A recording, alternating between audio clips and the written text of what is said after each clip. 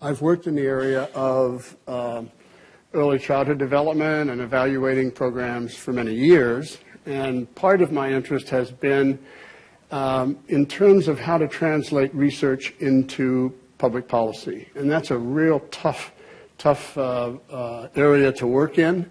Public policy people oftentimes are not all that responsive to research or don't find it all that relevant to them. Researchers oftentimes find it difficult to translate their research in such a way that public policy people can actually benefit from it. I remember a few years ago, I was asked at Queens to give a talk to the Theological College about public policy and research in the area of poverty. And I said, well, if I'm going to give a talk to the Theological College, I better have a parable to give to open my talk. And so I did. And the parable is the gap between research and policy. And I'll read you this parable. Some of you may have heard me read this before. A man in a hot air balloon realizes he was lost. He reduced altitude and spotted a woman below. He descended a bit more and shouted, "Excuse me, can you help me? I promised a friend I would meet him an hour ago, but I don't know where I am." The woman below replied, "You are in a hot air balloon hovering approximately 30 feet above the ground.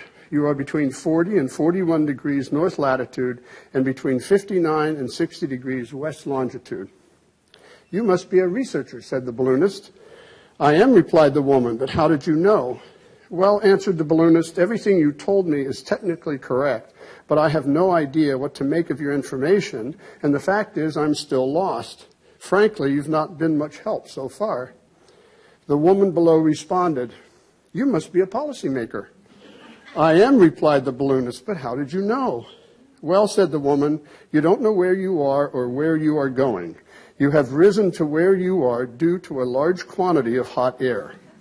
You made a promise that you have no idea how to keep. You expect someone else to solve your problem. And the fact is, you are in exactly the same position you were in before we met, but now somehow it's my fault." So it just sort of typifies the difficulty sometimes of taking the research that we do and communicating it effectively into social policy. Part of Better Beginnings, the Better Beginnings, Better Futures project, has been to do exactly that. And that's what I want to talk about today. What is Better Beginnings, Better Futures? Well, it's a 25-year. It began in 1991, so 91. So 22 years, I guess, I've been on the research project. Provides extensive evidence for how to develop high-quality, effective programs for children from birth to 8 years of age and their families living in disadvantaged communities. Goals of Better Beginnings are, number one, a prevention goal, to prevent problems, particularly social and emotional problems and behavioral problems in children. Promotion of optimal child development in all aspects of the child's development, not just social and emotional, but also physical and cognitive. And thirdly, community development. We'll see how this community development goal plays out because it is one of the more unique aspects of Better Beginnings. The goals for the presentation today: to learn about the Better Beginnings model and its key aspects. We'll talk a bit about the programs offered, the service provider partnerships engendered, resident participation and the role that plays in the Better Beginnings project, the research that we've done to evaluate it, and then to think about how aspects of Better Beginnings can be incorporated into your own programs and initiatives, and to meet and talk with others who are interested in adopting elements of the Better Beginnings model.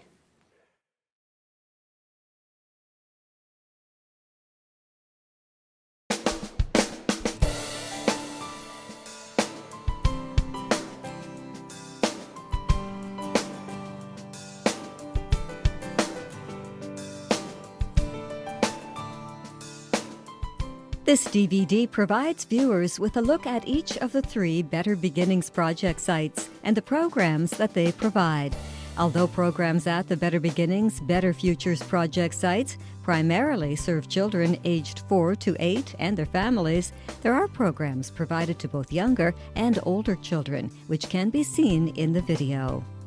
This DVD begins with an introduction and history of the Better Beginnings, Better Futures initiative, and then describes the different components or facets of Better Beginnings in 6 different sections. These sections are programs, research, resident participation, engaging community partners, project organization and management, working with government and other funders. There is also written material that accompanies the DVD in the form of a toolkit, which includes these same sections. Please visit the Better Beginnings, Better Futures website for further information on ordering supplementary materials. In the 1980s, Dr. Dan Offord and his colleagues at McMaster University published a study of children's mental health, indicating that emotional or behavioral problems affect 1 out of 6 children in Ontario. The study also found that the children at greater risk of developing these difficulties include those whose families live in socioeconomically disadvantaged neighborhoods. In an effort to prevent childhood behavioral and emotional problems, the Ontario Ministry of Community and Social Services decided to investigate various ways of helping children grow and develop in a healthy manner. A group of researchers and experts joined together and recommended a program called Better Beginnings, Better Futures. At the end of the 1980s, the Ministry of Community and Social Services decided that it really wanted to explore the idea of preventing bad things from happening to children, rather than waiting until there was a crisis that required some sort of an intervention. It was a difficult conclusion for the ministry to support, because the Ministry of Community and Social Services was responsible for things like child welfare, children's aid societies, social assistance, and so on. And there, as always in those programs, it seems like there's never enough money to go around and do everything that needs to be done for children and families. But they decided that if they never explored the idea of preventing bad things from happening to children, they would always be short of money and never be able to spend as much on helping children out of problems. So they decided they wanted to get in front of these types of problems. And they said, we really need to look for our own type of model that we thought would work for us. So at that point, we pulled together 25 well-recognized researchers and program directors from across Ontario to become what we called then the Technical Advisory Group, to look at all of the literature on prevention programs and come up with this model for Ontario, what has now become the Better Beginnings, Better Futures model. A program designed to provide an overall approach to strengthen children, families, and communities. It's also designed for easy implementation and for the use of everyone in a community. Better Beginnings, Better Futures consists of high-quality children's programs that have been planned locally by a strong group of parents and community residents working hand in hand with local staff, educators, and service providers. We differ in a number of ways. Community engagement, the integrated approach, being in a hub already, and now they are just talking about that we've been there a long time, and the research component and quality. It's a distinctive approach in that it transcends bureaucratic boundaries and provides an equal voice to parents and residents in designing and implementing programs to benefit children. Better Beginnings is a community-based, community-owned initiative. Because of its comprehensive approach and its ability to prevent many different types of problems, Better Beginnings, Better Futures was supported by 3 provincial ministries. The first project of its kind, it's now in operation in 3 low-income communities, serving children ages 4 to 8 and their families. Better Beginnings, Better Futures is in 4 elementary schools in Cornwall, as well as the Highfield School neighborhood in Etobicoke, a suburb of Toronto, and the Flour Mill and Donovan neighborhoods in Sudbury.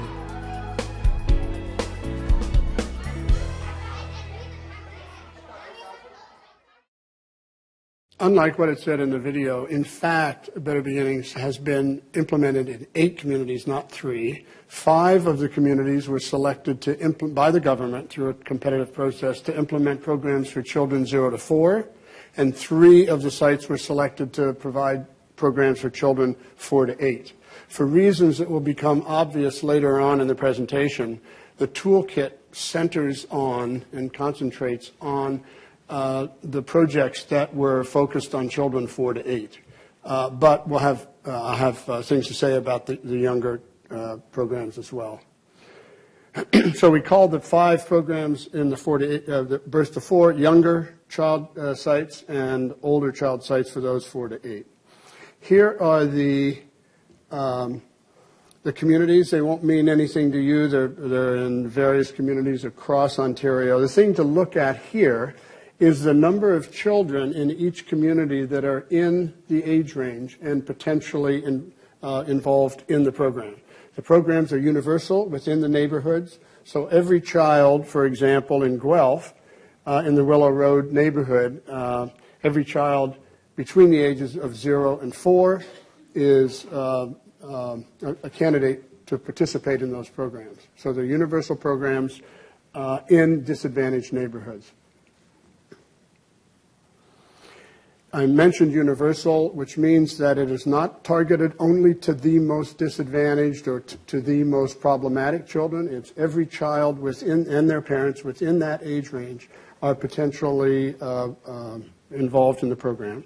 The programs are ecological in nature, that is, in a Bronfenbrenner kind of model. The focus is not just on the child, but on the influences that surround that child, including the family, the neighborhood, schools, and other things. So the focus is not just on evaluating how children develop, but also changes in family functioning and neighborhoods as well.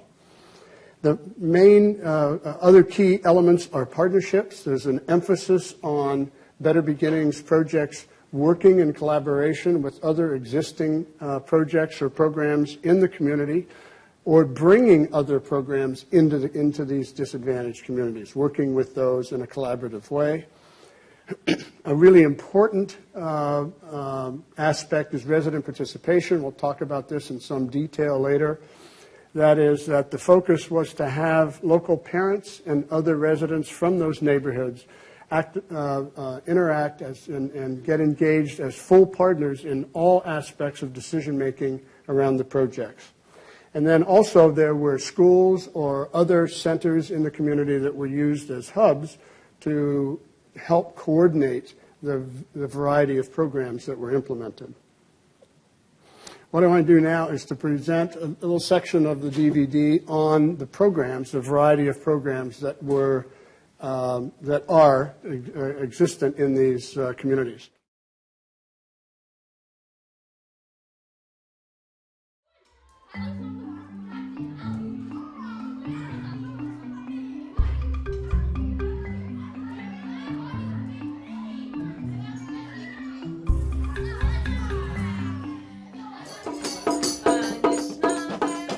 The 3 primary goals of Better Beginnings, Better Futures are to reduce the incidence of serious long-term emotional and behavioral problems in children, to promote the optimal social, emotional, behavioral, and cognitive development of these children, and to strengthen the abilities of communities to respond effectively to the needs of children and their families.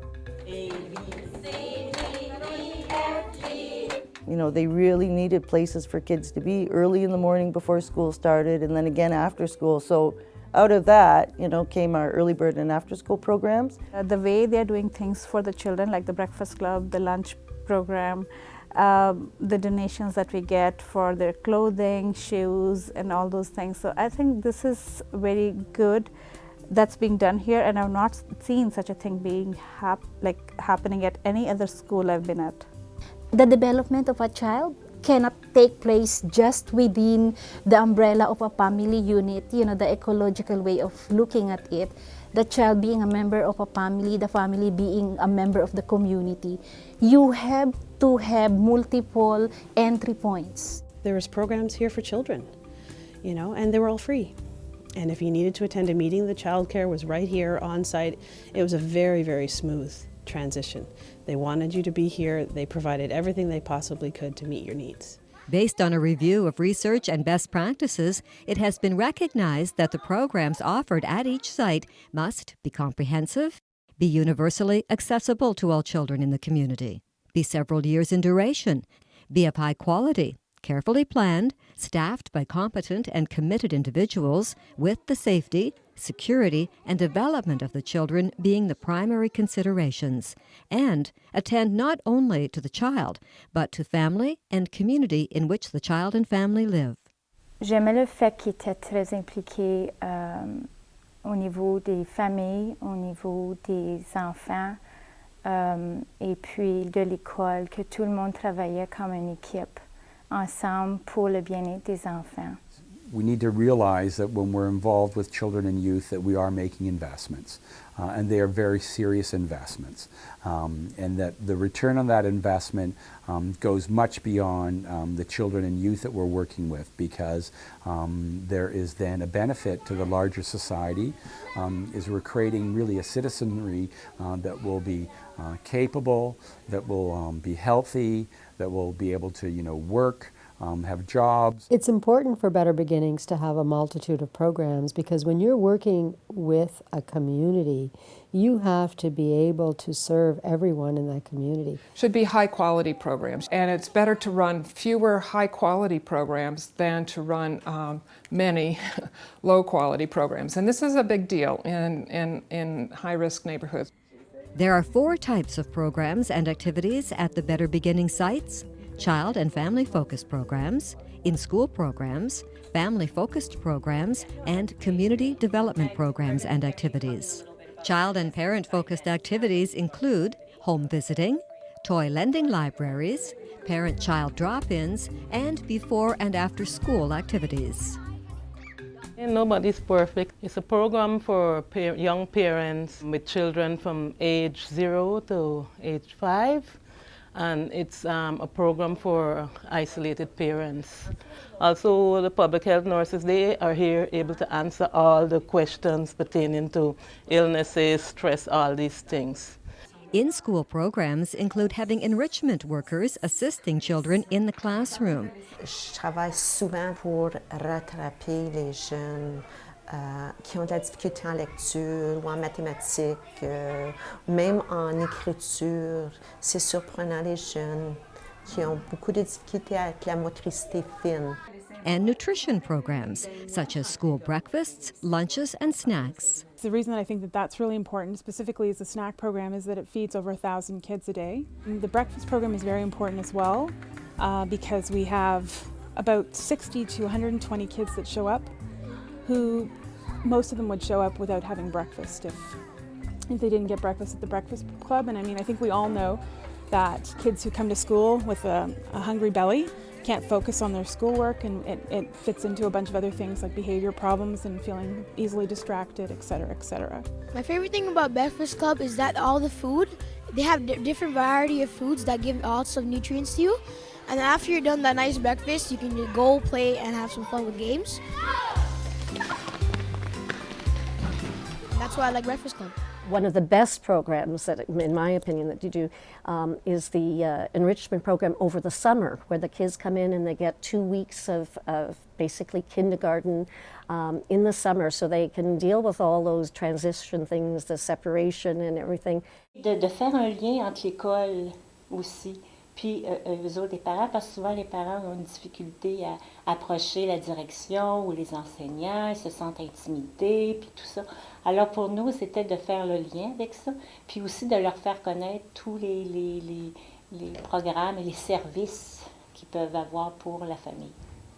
If there wasn't the preteen program, I'd be staying home alone. I'd be sitting at home watching TV. There's a lot of fun. You can go outside, you can go downstairs, you can go in the Wii room. I think it's awesome to have Better Beginnings, Better Futures in our school, to have that support and always having the culture aspect always present. Parent-focused programs include parent groups, which meet to learn about things such as child management and family nutrition, or just to have fun, as well as for more structured workshops or courses on topics like parenting or leadership. Some of the most important programs for our families and children are drop-in programs. Like they come in the morning with their parents and caregivers, and we have activities for the children. Us as a staff and the parents are co-learning with the kids. Our staff that we have here in the Santé Amis are very creative. They try to implement a lot of physical activities, good nutrition, music, arts and crafts, singing, a lot of artistic things. So the kids learn a lot here and they have a great time while they're here at Better Beginnings. Community activities include events like community breakfasts and holiday celebrations, planting a community garden, and advocating for improvements such as crosswalks and street lighting to make the community a safer place. There's been a lot of connections made, a lot of young people that we have now, the children we have in our programs. Their parents were in our programs. I find most of the friends I have now I got while I was in this program. And you know, without programs like this, I mean, it would be a shame because kids wouldn't really have time to make those connections with their lifelong friends. All of these programs are developed in collaboration with parents and community residents. Starting up a Better Beginnings, Better Futures program somewhere else in Canada, I would say to them that it's important to get the community involved and to find and ask the community themselves, you know, what they think they need. It truly takes an entire community to raise a child. Chantal et moi, nous avons participé à un programme pour l'inclusion du père dans le développement de l'enfant. Alors, au mois de janvier, on anticipe partir ce programme-là. Il y a eu les parties de Noël, il y a eu des choses de pyjama, on a fait les clowns, on a fait, hein? Le camp familial, mon Dieu, le camp familial. Inevitably, there are challenges that projects like Better Beginnings, Better Futures encounter when working to develop new programs. These include locating space and resources for the programs, hiring and training staff, and dealing with diverse cultural and language groups. The experiences of developing programs for Better Beginnings have resulted in some important lessons about how to create programs that are both popular and effective. My first impressions of Better Beginnings was that it was a happy place. The children were laughing, the children were playing together, there was activities going on all of the time. The children just loved it there.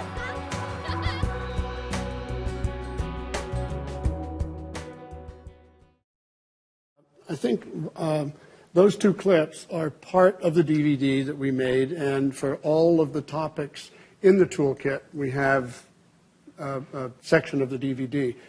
One of the things that was important, though, is that the stakeholders, both the people who were on residents from the community, but also service providers who were on steering committees or program committees, were very involved in deciding what kinds of programs would be developed and implemented.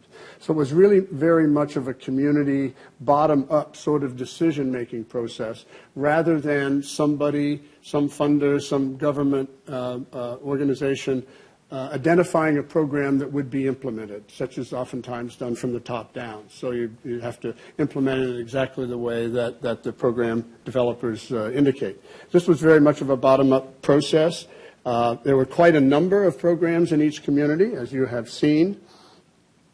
There were similarities to some programs across the sites because initially, when the programs were first announced and funding was first started by the government, they would bring all 8 of the communities together to talk about the kinds of programs that they were going to develop. They would invite speakers to talk about home visiting programs or parent training programs or whatever. So there was some commonality to the programs across the various sites, but then others were unique. Just some of the key characteristics that were mentioned in the video that I'll go over is that they were universal, high quality, and multi-year. They lasted, many of the programs lasted 2 or 3 years. The ecological nature, that is, the focus was not just on the children, but parents, families, school-focused programs, as you have seen, and community-focused programs. And also this attempt to sort of integrate any new program that Better Beginnings developed with existing programs of similar nature in the community, or not developing programs because other agencies could be collaborated with or worked with to bring their programs into the Better Beginnings neighborhoods. Also, community involvement, resident participation was fostered by a requirement that the government funders implemented after several years in the developmental process of requiring that all committees consist of at least 50% local residents. So that meant that there was a critical mass of parents or other community residents on these committees that felt sort of empowered with other people who may not know very much about social services and may not know the language involved that we oftentimes use when we're communicating as service providers. I won't go through these in any great detail. You can see that there were a variety of child and family programs, as were pointed out in the video. There were a number of parent programs offered. There were in-school programs offered for 4 to 8-year-old children. There was of the three sites that offered programs for 4 to 8-year-old children, 2 of them worked very, very closely with local schools, and the principals of those schools were very involved in the development and implementation of all aspects of the program. In a third site, the school board was not very heavily involved, but the programs, there were a lot of before and after school programs that were developed, and of course people in those communities knew who the kids were, and they would offer programs immediately after school or breakfast programs in the morning before those kids went to school. And then also community programs, as was mentioned, the focus was not just on the child, the focus was not just on the family, but also on trying to change the quality of the neighborhood, trying to increase the cohesion that many isolated parents may have felt before, try to get them out and involved in community activities. And these are just a number of the kinds of programs and activities that were implemented. There were a number of challenges, obviously, in developing programs like this. There were a few mentioned on the video. Conflicts with other community agencies had to be worked through. Maintaining the vision and not backing off when you couldn't get parents as involved as you initially wanted to. Hiring the right staff. One of the issues that came up pretty quickly was when they tried to hire as many local residents in the programs to offer the programs as they could, which required a lot of training oftentimes of those individuals that were not necessarily already well educated in home visiting, for example. But as soon as the person got a position with the Better Beginnings project, they were all of a sudden not considered to be a local resident. They were now a professional, or they were now an agency representative. They couldn't be a part of that 50% anymore, and that created a lot of consternation on some people that said, I'm still a local resident, I should be able to speak on their behalf. So issues like that had to be worked out. And initially, Better Beginnings was announced, as I mentioned, in 1991, and these 8 sites were announced by the government for funding.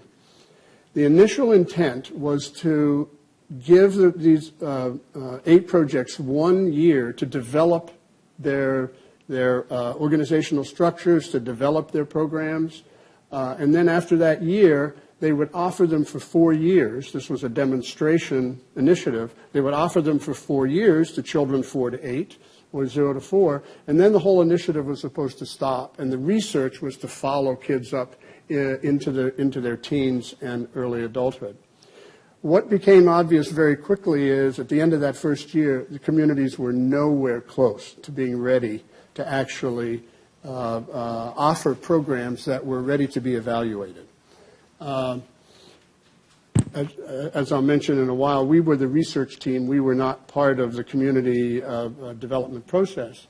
But for the first 2.5 years, we did a lot of research.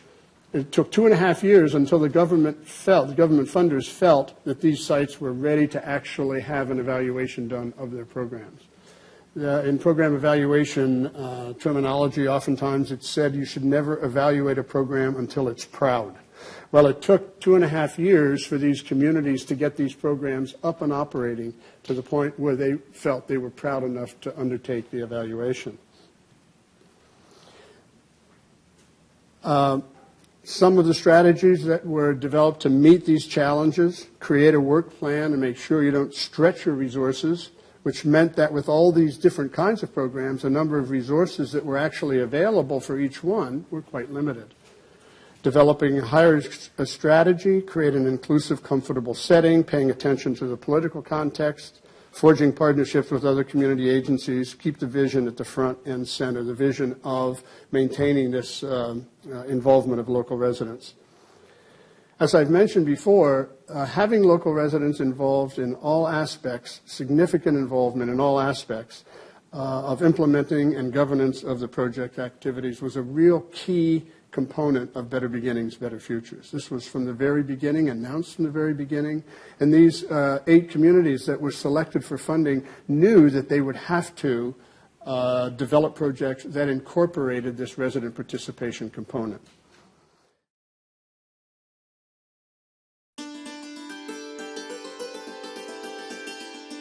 One of the most unique and defining features of Better Beginnings, Better Futures was the way in which residents of the community participated in the project. Rather than just coming out as participants to program activities, residents took an active role in all aspects of program development and delivery. Among other things, they helped hire program staff, participated in the creation of new programs, organized project activities, and served on some of the key committees that made decisions about the project's future direction. Bringing him to kindergarten and picking him up, one day I met Mrs. Mohammed, and she came up to me and she said, would you like to volunteer? I said yes. So I started volunteering in the snack program. Because we made popcorn for over 1,000 kids, and it took me 3 days and a half to just a popcorn for the whole school. We used to do it as a fundraising. I used to get 500 hugs a day from these kids. Now it's 500 to 600 high fives I get, and that's even better. The community residents and the parents and the children have all been involved in Better Beginnings in many ways. For instance, the parents have participated on committees. We've been able to consult with them, given us answers. They've helped us out with community surveys. They've painted, they've hammered stuff. They've helped with supervision. They volunteered for cooking. They've brought, our potlucks, our initial potlucks, to help and bring the community together. The children themselves, they've given us very clear answers to our questions about what do you want in your activities. They've really stood up to the purpose of the programs. If you had a new kid coming in that didn't quite follow the expectations, they were the first ones to say, this is how we do it and why we do it. Most prevention programs are conceived, planned, and implemented by experts and professionals. Rather than using this expert-driven approach, Better Beginnings utilizes an approach that combines the talents and perspectives of researchers, service providers, and community residents. In this particular approach, community residents are true partners in project decision-making and in deciding what their community needed. The approach also entails building a sense of community through things like community events and celebrations, and the inclusion of residents from all ethnic and cultural backgrounds.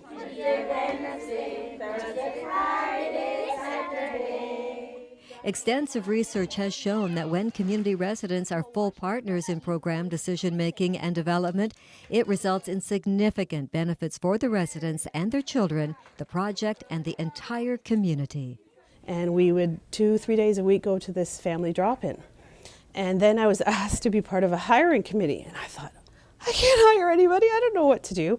No, you've been in the program for several months now, and we'd like you to hire the project coordinator. I'm like, really?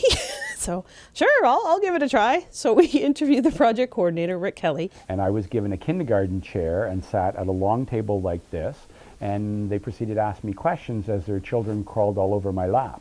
And I think part of it was to see how could this guy, white guy, come into a diverse community with parents, many of which were single parents, but not all certainly, and with their children, and be someone who could be meaningful to them. Engaging residents as volunteers and decision-making partners is a process which takes time. Each of the Better Beginnings sites experienced challenges in getting residents meaningfully involved in the project. These challenges had to do with things such as language and cultural differences among residents, the need to establish new and more equal relationships between professionals and community residents, and the difficult lives that many residents in low-income communities experience. Parce que, mettons, là, j'aurais pas travaillé, j'aurais pas eu de visiteuses à domicile. Où je serais aujourd'hui? Pas certaine, moi. Parce que j'avais pas de support, tandis qu'avec Partir, j'ai cherché le support. Puis là, j'ai fait des amis, on a rencontré d'autres personnes, puis on a vécu d'autres choses. Research shows that these challenges can all be met, resulting in warm and effective partnerships among residents, program staff, and other service professionals. Many of our parents are not familiar with the Canadian system of education. It gives them first-hand experience volunteering in there. They learn how to assist their children. They're a wonderful help to us as well. But we're working side by side with, I think this year, somebody else could tell you, but I think we have about 100 volunteers in the school. An organization like this, a grassroots organization, really needs the spirit of cooperation, the spirit of community needs to be a part of it. And if you don't have it going in, you develop it, or you probably won't last in the organization. It's a feeling that grows. On l'a vu dans nos 20 ans, on a des jeunes qui ont passé nos programmes, là, 15 ans passés, qui sont maintenant des jeunes d'université, des jeunes qui travaillent avec nous. The Better Beginnings, Better Futures project has shown that by working in partnership with residents, everyone benefits. The residents themselves, their children, the project, and the entire community. I just love my volunteers. They are so incredible. They do such an incredible job. And I couldn't do it without them. How did the residents actually participate? Well, they were involved in program delivery and support. They were on committees involving project governance. They were on steering committee. They were on budget committees. They were on program committee. And as I mentioned before, at least half had to be local residents on all of those committees. They were very strong in terms, over time, they became very strong in terms of advocates and in terms of public relations. I mentioned before that the initial plan was for a 1-year startup and then a 4-year implementation of the programs. And then the demonstration period was to be over. Well, what actually happened, as I mentioned, it was 2.5 years until the projects were up and we started the evaluation, the outcome evaluation. After the 4 years of program implementation, the government intended to stop funding, that the demonstration period was over. However, each community put together a presentation and an advocacy campaign to approach the government to come to the community and see what they were doing and to consider continuing the funding. And when those government representatives came to the communities, they were met in all cases with very powerful parent and local resident groups that made a really strong pitch for the fact that here was community development, here was community involvement really working very well. That's what the government wanted to see. And as a result of that, the government decided to transfer the funding from demonstration funding to ongoing regular project funding. So these 8 communities continue to receive government funding, even though initially they were to end, that funding was to end in 1998, I think it was.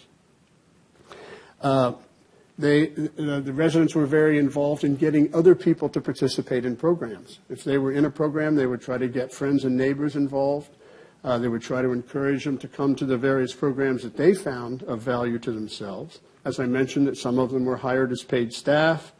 We had a research committee in each community, and they were a part of the local organization. Our researchers that we employed sat on that committee, but there were also local residents involved in terms of the research that would be done. So when we developed our research plans, We had to take those research plans out to these research committees in the various communities for them to review and see if they approved of them or could make suggestions in wording that would make it more meaningful to them. As you can imagine, that took a fair amount of time, that consultation process. And of course, as participants in programs. What happened because of that involvement? Well, this ownership, feeling of ownership was very, very strong in the neighborhoods.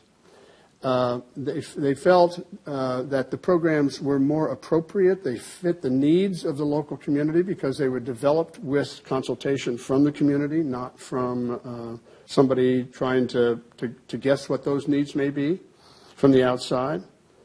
They were aware and sensitive service providers because they knew of the problems that existed in the community. And this involvement of the parents and other residents enhanced the reputation of the program in that community and surrounding areas. There were lots of challenges to this resident participation. At the beginning, they were not at all sure. Many of the people that agreed to be on these committees and to get actively involved were not really sure that they were going to have much impact, that they were really going to be taken seriously. They felt that they may be tokenized in some way, the way they had so often been in other circumstances. But having the opportunity to work together with other residents really helped them make the kind of contributions that to the organization and to the development of programs that were needed. Some people had real serious issues with some of the service providers, service providing organizations that were part of this initiative. I remember in one community, when the steering committee got together, one of the local residents who was part of that committee, one of the parents who was part of that committee said, "Now, do we really have say here? Can we really make decisions, or are you just saying that?" And everybody said, "Oh, no, you have real say here. You can make suggestions, ideas about how to operate these programs." And this person said, "Okay, well, in that case, I want you," pointing to one of the members who was a representative from the Children's Aid Society, child welfare organization, "I want you off this committee.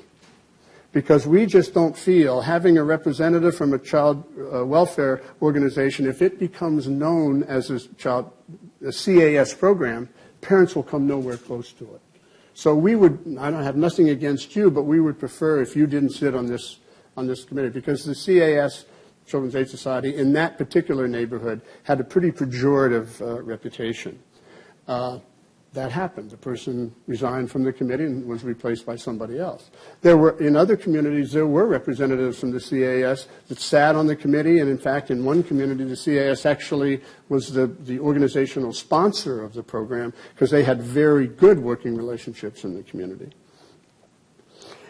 Working linguistically, making sure that the language that is used in committee discussions and deliberations has to be something that people can understand. There was a rule implemented that if somebody said something or used a word that somebody didn't understand, they immediately would put up their hand and say, "I don't know what that word means."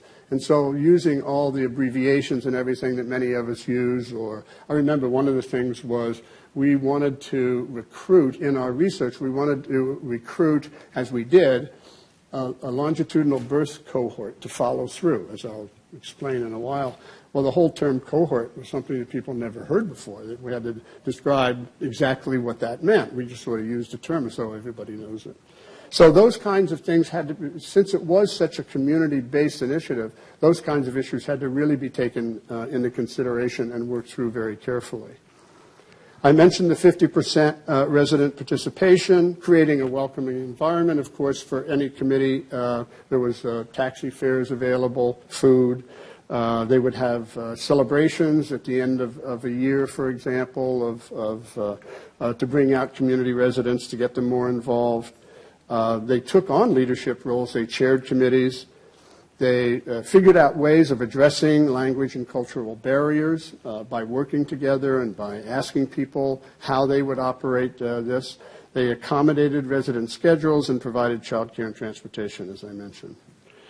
How do programs that you're involved with involve residents at the present time? Is resident involvement a big or an important characteristic of the programs that either you're directly involved with or that you know of in your community? And can you think of ways of enhancing the involvement of residents in your project or in these programs? A second characteristic that was really important in the Better Beginnings model was enhancing community partnerships. This is what is sometimes referred to by a variety of terms: integrating programs, collaboration among programs, trying to get various programs to work together rather than independently or in competition with each other. And this was a very important expectation of the Better Beginnings projects that the government included in their funding.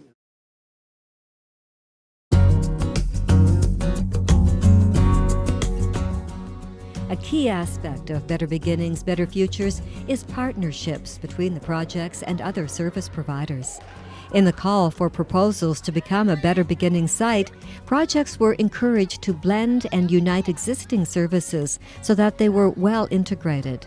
Partnering with service providers was viewed as part of the ecological and holistic model of Better Beginnings, in which services for children, parents, families, and the community were all brought together so families experienced seamless support.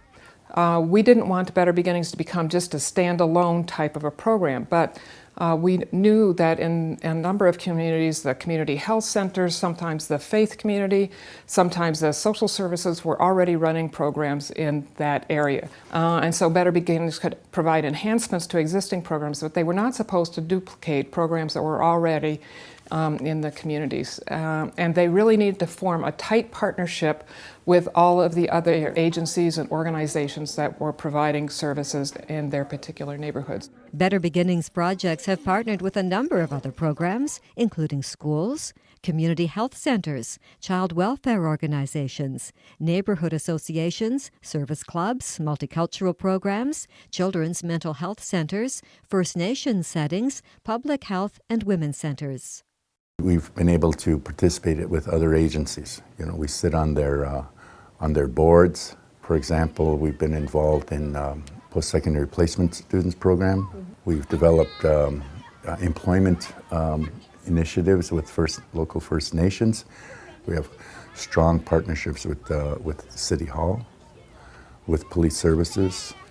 And that's what it takes. That's what the community development workers, what we have to do, is be out there to get involved with those agencies, those institutions that call the shots for a community. You get involved there, you educate them, you bring that voice of the community to that table. Le partenariat avec Partir d'un bon pas, c'est quelque chose d'assez grand. Et qu'est-ce qu'on fait pour accommoder ce beau programme-là dans notre école? Bien d'abord, il faut s'assurer d'avoir un local pour accueillir notre animatrice, parce que c'est important qu'elle puisse rencontrer les enfants un à un, qu'elle ait un endroit où travailler. C'est important aussi que, comme direction d'école, puis je parle au nom de toutes les directions de la région de Cornwall, qu'on assiste aux rencontres de Mme Chantal Labelle, qui est la coordonnatrice du programme, parce que quand elle fait des rencontres, on peut échanger, on peut dire, bon, bien, telle chose, ça va pas bien, telle chose, on devrait l'améliorer. It's all the things that a school would like to be able to do on their own, but realistically they can't. And to have partners that work together and respect each other, it's just wonderful. The Better Beginnings projects experienced challenges in developing partnerships, but learned how to overcome these challenges. Les convaincre, tu n'es pas là pour prendre leur poste, tu es là pour offrir du service dans leur école, puis faire partie de l'équipe. And it happened one time that there was a snowstorm, and because of the snowstorm, our staff in the Breakfast Club were unable to make it.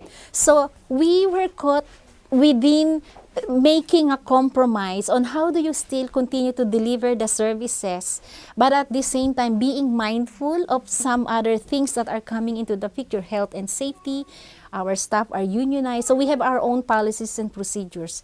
So it was at that point that was a challenge in terms of the partnership, but I guess we overcame that because we have shared vision, we have the shared commitment about offering services to the kids. So rather than saying, you know, having from the back of your mind, this is my territory, that's your territory, you deal with that and I will deal with mine.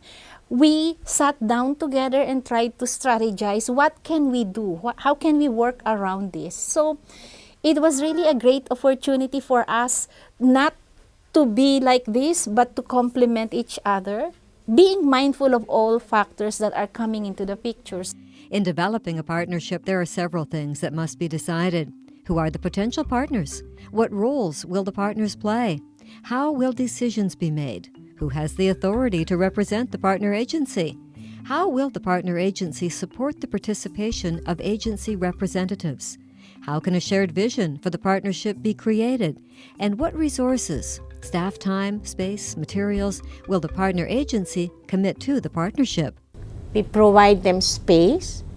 We provide them the support that they need to communicate with the families. They use the school as a point place to get to the community. The experiences of partnering in Better Beginnings have led to some important lessons about how to collaborate and form partnerships. Whenever we come up with a partner that has a really good fit with Better Beginnings, it is someone who is either leading that organization or someone within that organization that truly believes in the empowerment of marginalized families and children. It's learning to work together, that there's no one agency that can do it all, and that is another big learning experience that Better Beginnings has, that I've experienced many times, and is that we don't do it alone. Bringing the community into the school is a huge piece of what we want to do. The other thing about the hub in our school, in Better Beginnings, is it's a nice way for the community to feel welcome in a school. So traditionally, you have the four walls of the school, and the principal and the teachers run the school, and the children come to school, and it's very, very structured. Although we really do like the structure, what we really like is the fact that the ownership is taken away from the principal and from the teachers and given into the community. So that when parents come in, they feel comfortable, they feel like this is their building. When the students are in, this is their home. There have been many benefits to partnering with other services. We've got partners that we can just go to, and almost instantly they have a supply of things. And if we have parents who are going through a special crisis, financial or bereavement or whatever, it's just so wonderful to be able to reach out to Better Beginnings, and they'll just wrap their arms around that person and provide whatever kind of support is needed. And the partners that participated in this were either partners that participated through being on the committees, on the major committees, representatives from those different service organizations, schools, child welfare agencies, neighborhood associations, and so forth, or they collaborated by agreeing to coordinate their programmatic efforts. So they would try to coordinate and identify areas that they were not providing services in, that Better Beginnings could develop programs to fill those needs, or they would work with Better Beginnings and actually donate services to that particular neighborhood where they hadn't before. I know in several areas, children's mental health programs were operated in conjunction with a local mental health facility outside of the neighborhood. And in order for people to receive mental health services for their children, they would have to drive to this facility that may be quite far away, or take a bus, and it was just very difficult to get there.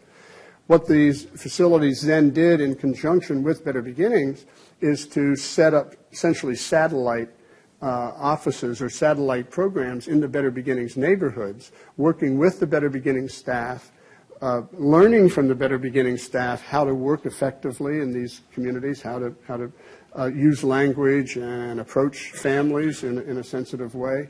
And so this was another way in which these partnerships built, by having the Better Beginnings projects take an active outreach to many of these organizations and trying to encourage them to change the way in which they delivered their services in the local neighborhood.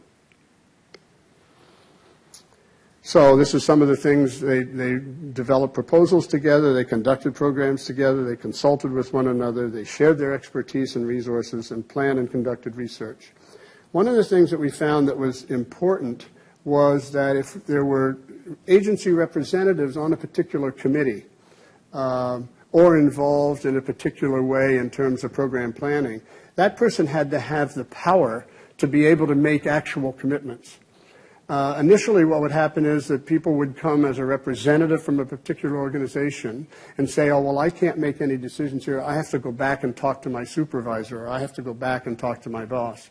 So very quickly, these committees would require that the person who was going to sit on that committee from a various service organization had the power and had the okay from that organization to make binding decisions. And that worked a lot better. It didn't necessarily mean that you got the executive director attending, but the executive director sort of agreed that it was okay if this representative would commit certain things from that organization. The consequences of these activities were, of course, to integrate services, increase level of programming because they could identify areas of overlapping programs and eliminate some and then expand into other areas, increase the visibility for service providers in the community, as I mentioned, so that people became aware that there were these actual neighborhood projects that the service providers could work with to make their programs more accessible and more relevant in those neighborhoods.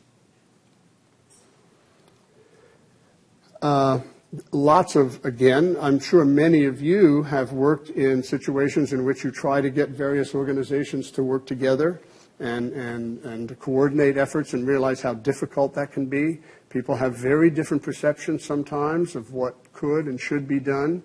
I know I mentioned before that it took 2.5 years for these projects to get established, to get organized in such a way that they had their management structures in place, they had the programs in place.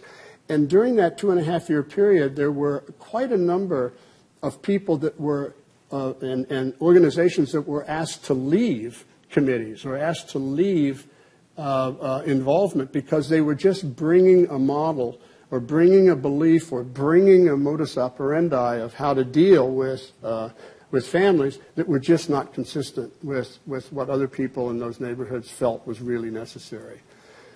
So I know in some of the video that we have, one of the mothers was saying that essentially she taught the children's mental health worker how to work in that community, what kind of language to use, how to approach the whole topic, because the way that person was initially working with those communities was just so inconsistent or so foreign or so antagonistic to the disadvantaged families that they were working with.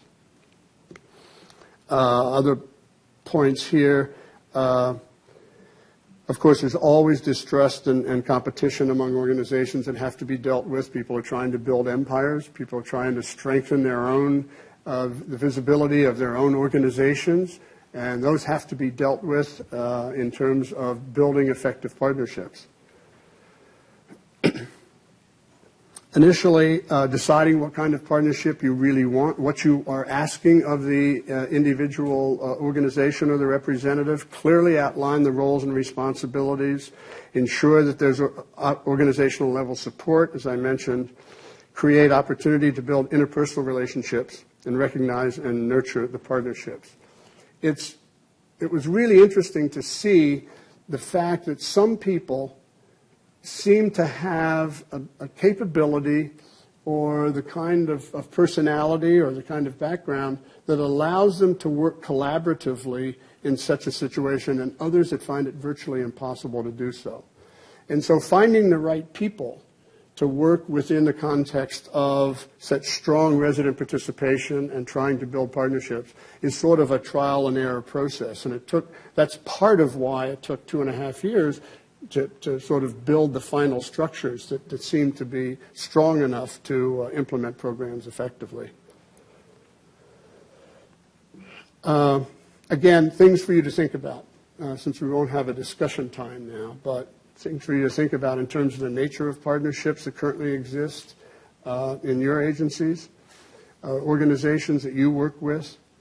This is an ongoing challenge. I mean, integrating services is something that has been discussed by both governments and service providers for years and years and years, and bemoaning the fact that there's so many silos of funding that occur and that the mandates are limited, so you can only go so far in terms of the kinds of services you provide, and you don't have the mandate to step over that boundary. What's going on in your communities to try to integrate services?